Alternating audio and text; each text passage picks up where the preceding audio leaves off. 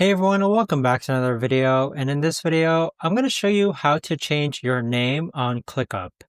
Now, this video is going to be particularly useful for individuals. Let's say that you're signing up with ClickUp and you accidentally used an incorrect or spelling error name. How do you actually go ahead and change your name on ClickUp? Now, this video is going to be short, sweet, and simple, guys. There's not going to be a lot of steps involved.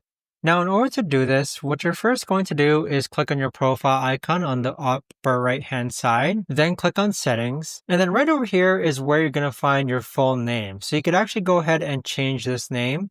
Now, we do have some blurred information here, but here you can actually just go ahead and change to whatever you want and then go in and click on Save. But there you have it, guys. That right there is the best and easiest way that I know of to actually go ahead and change your name on ClickUp. If you guys know of a better, easier way to actually do this, let me know in the comments down below. I would love to know. Thanks so much for watching, everyone, and I'll see you guys all in the next video.